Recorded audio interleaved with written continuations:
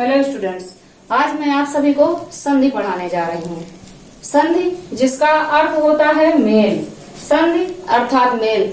जब दो वर्णों के बीच परस्पर मेल होता है तो उसे संधि कहते हैं।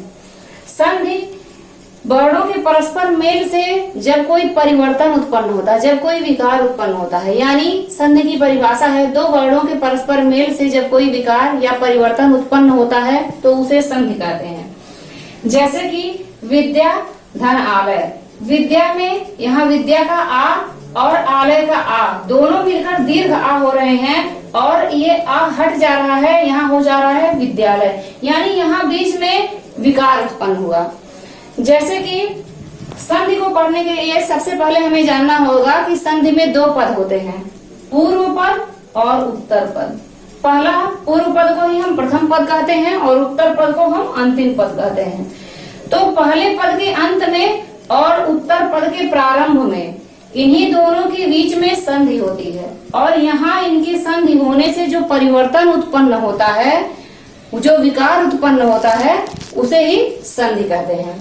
अब हम जानते हैं संधि के भेदों को।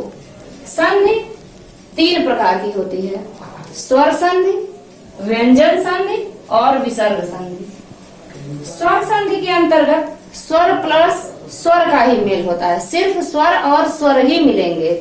जैसा कि हम सभी जानते हैं हमारे हिंदी वर्णमाला में कुल 11 स्वर होते हैं। स्वर संधि के अंतर्गत उन्हीं 11 स्वरों में से वे स्वर एक दूसरे से मेल करेंगे और परिवर्तन उत्पन्न करेंगे, उसमें कोई भी व्यंजन निहित नहीं होगा, उसे स्वर संधि कहते हैं। दूसरा है व्यंजन संधि। व्यंजन हमारे हिंदी वर्णमाला में व्यंजनों की संख्या 33 होती है। अब व्यंजन संधि के साथ स्वर का भी संधि हो सकता है और व्यंजन का भी संधि होता है, यानी स्वर प्लस स्वर हो या स्वर प्लस व्यंजन हो, स्वर प्लस व्यंजन या व्यंजन प्लस व्यंजन, इस तरह से व्यंजन संधि होती है। व्यंजन हम जानते हैं कि जब कोई भी वर्ण हलंतम होता है तो उसे हम व्यंजन कहते हैं। यदि अगर हम का को पूर्ण रूप में लिखेंगे तो यह स्वर युक्त है, इसमें इसका हम विच्छेद करेंगे तो का धन अ की प्राप्ति होगी, इसलिए इसे हम व्यंजन नहीं कहेंगे, इसे हम व्यंजन कहेंगे। व्यंजन यानी जिन वर्णों में हलंत लगा होगा उन्हें हम व्यंजन कहते हैं। व्यंजन अर्धमात्रिक होता है, अगर इसमें स्वर नहीं निहित होंगे तो व्यंजन को आधा माना जाता है, तो व्यंजन को आधा माना जाता है, स्वर के साथ ही यह व्यंजन पूर्ण होता है। अगला है विसर्ग संधि। विसर्ग जैसा कि हम जानते हैं हमारे हिंदी वर्णमाला में दो अयोग वाह होते हैं, अंग और अह। यहाँ हम बात करेंगे अह की।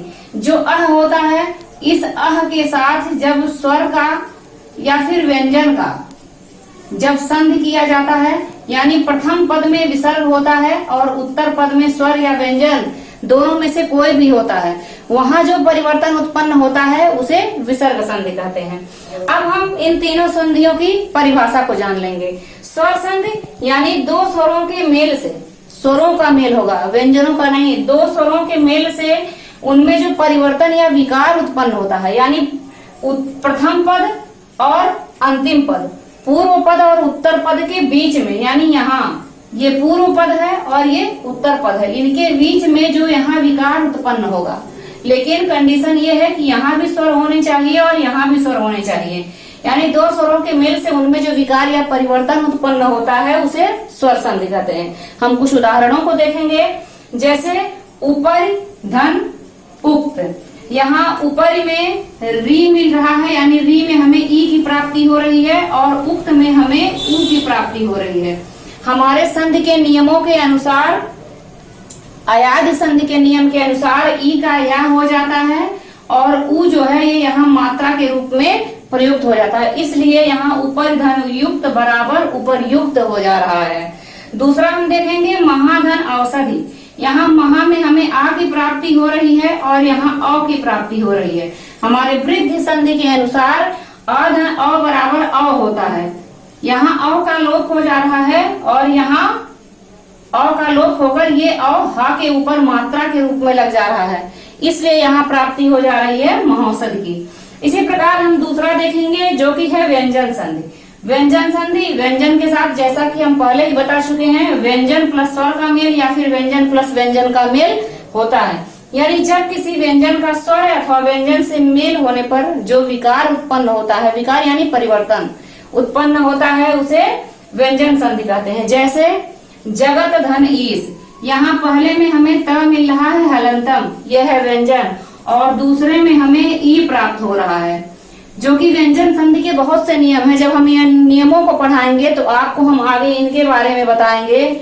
यहाँ इस नियम के अनुसार यहाँ ता का द हो जा रहा है, यानी जगत धन ईश, यानी ता का द होकर ये बराबर जगंजन। ये भी संधि के, व्यंजन संधि के बहुत सारे नियम हैं, लगभग 30-35 नियम हैं, जिन नियमों के अनुसार व्यंजन संधि होती है। तो आगे हम जब पढ़ाएंगे तो इनके नियमों की चर्चा करेंगे। सदधनजन, आगे यहाँ हो जाएगा सज्जन।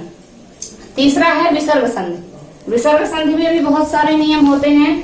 विसर्ग का स्वर अथवा व्यंजन से मेल होने पर जो विकार उत्पन्न होता है उसे विसर्ग संधि कहते हैं। विसर्ग जिन्हें हम अयोगवाह भी कहते हैं, यानी हम पहले ही बता चुके हैं कि प्रथम पद के अंत में विसर्ग रहेगा और दूसरे पद के अंत में स्वर या व्यंजन कुछ भी हो सकता है। तो जैसे नमः धनते बराबर नमस्ते,